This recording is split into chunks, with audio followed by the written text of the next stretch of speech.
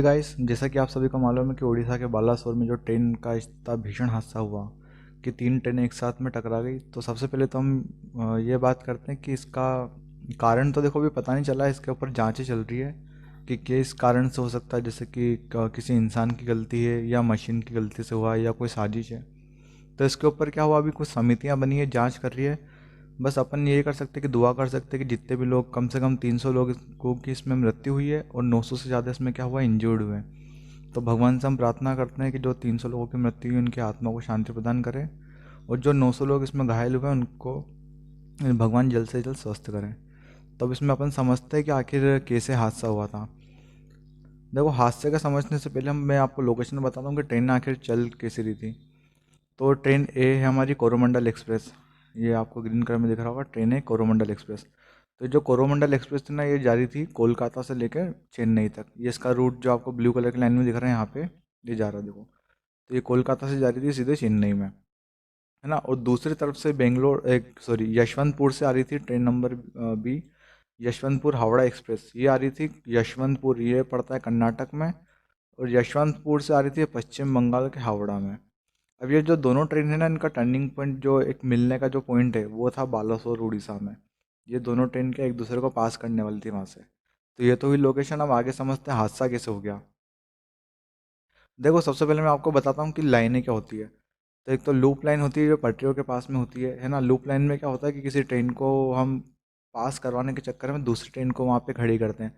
जैसे कि आपने देखा होगा कि कभी अपन हाईवे पे जब गाड़ी चलाते हैं, फोर व्हीलर, एकदम से पीछे से एम्बुलेंस आती है तो हमको क्या करना पड़ता है, अपनी गाड़ी साइड में लेना पड़ती है। तो वैसे क्या होता है, जो सुपर फास्ट गाड़ियाँ एकदम से आती है, तो जो जो उस पटरी पे कोई दूसरी लोकल गाड़ी चलती है या फिर मालगाड़ी चलती है, तो उनको क्या होना पड़ता है, साइड में हटना पड़ता है। तो जो लूप लाइन है ना, ये साइड की लाइन है। अब ये देखो, जैसे कि यहाँ पे आपको रेड कलर में एक ट्रेन दिख रही है, यशवंतपुर एक्सप्रेस 12864। तो इसकी जो पटरी पर ये खड़ी है ना, तो पटरी के पास में से देखो एक और ये पटरी निकल रही है। यहाँ से मैंने आपको रेड करके निशान दिखा रहा हूँ, तो यहाँ से निकल रही है एक और ट्रेन। ये है ना स्टेशनरी गुड ट्रेन। तो ये जो पटरी है, जो इसमें से निकल के वापस इसमें आके मिल रही है, तो ये जो पटरी है इसको कहते हैं लूप लाइन, है ना। ठीक वैसा नीचे भी आपको दिख रहा है कि यहाँ पे एक और मालगाड़ी खड़ी है ना। अब अपलाइन और डाउन लाइन क्या होती है। अपलाइन मतलब वो होती है कि कोई ट्रेन किसी जगह से चल कर स्टेशन पे पहुंचने वाली, तो वो हो गई अपलाइन। और डाउन लाइन मतलब ये होता है कि स्टेशन से अब ट्रेन निकल के किसी और स्टेशन पे जाने वाली है। अब हादसा कैसे हुआ मैं आपको बताता हूँ। पहले मैंने आपको क्लियर कर दिया कि लूप लाइन क्या होती है और मेन लाइन क्या होती है। अब मैं हादसा बताता हूँ, हादसा कैसे हुआ था। तो देखो, ये जो आपको सबसे पहले अपन ने यहाँ पे देखा, 4 ट्रैक बने हुए टोटल। चार में से जो पहला ट्रैक है ना, तो ये पहला ट्रैक है लूप लाइन का, है ना। लूप लाइन मतलब वही मैंने आपको बताया कि सुपर फास्ट गाड़ी निकलती है तो किसी एक रेल को क्या करना पड़ता है, लूप लाइन पे जाना पड़ता है ताकि उसको बाईपास कर सके वहाँ पे। फिर जो दूसरा ट्रैक है ना, ये मेन ट्रैक था। यहाँ से क्या था, कोरोमंडल एक्सप्रेस को जाना था मेन ट्रैक से, ये सेकंड नंबर वाले से। और तीसरा ट्रैक था ना, यहाँ से निकलना था यशवंतपुर एक्सप्रेस को। और चौथा ट्रैक है, ये वापस से लूप लाइन आ गई।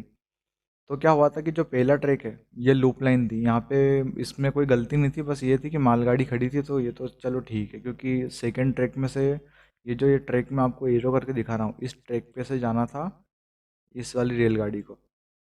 पर क्या हुआ कि गलती से, अब ये गलती हुई कि कोई साजिश है या किसी की क्या मिसअंडरस्टैंडिंग है, तो ये जो इस ट्रेन आपको दिख रही है, इसको जो सेकंड ट्रैक पे जाना था, तो गलती से क्या हुआ कि ये ना फर्स्ट ट्रैक पे आ गई। इस ट्रैक पे क्या पहले से ही मालगाड़ी खड़ी थी, तो ये लूप लाइन थी।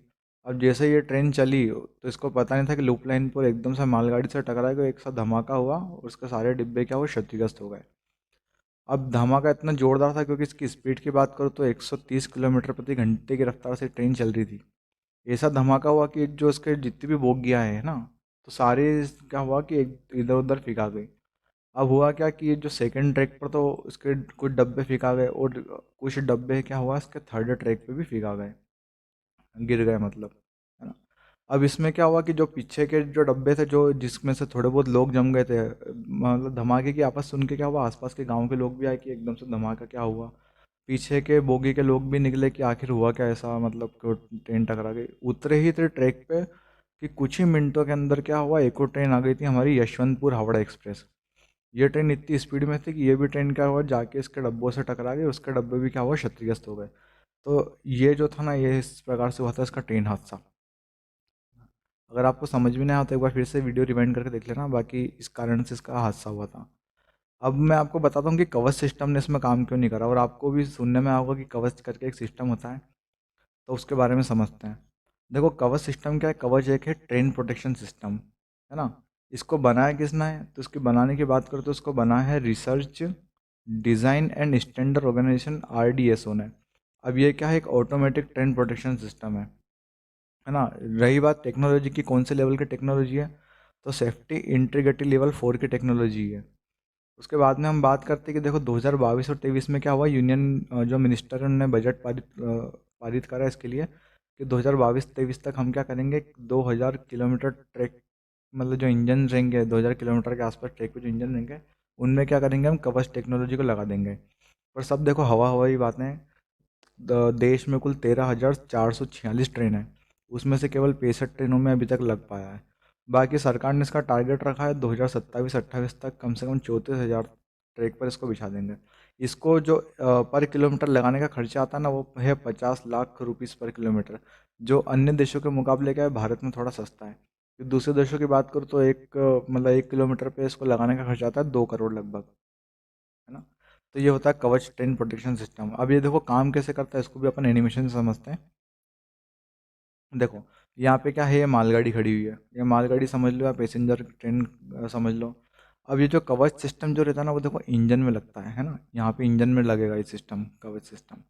अब यहाँ से क्या हो रहा है कि यहाँ से सैटेलाइट जो है ना, इसका डेटा ले रही है अपने पास में, कि हाँ यहाँ पर एक ट्रेन खड़ी है। लेकिन इतना में क्या हुआ कि यहाँ से दूसरी ट्रेन का भी क्या हुआ, निकलना हुआ।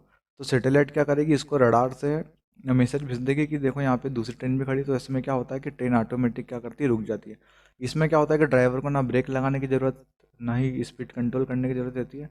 ट्रेन खुद ही डिटेक्ट कर लेती है कि सामने मतलब ट्रैक, इसी ट्रैक पे कुछ ही टाइम बाद दूसरी ट्रेन भी है। तो इस चक्कर में क्या करती है, वो खुद ही रुक जाती है ना।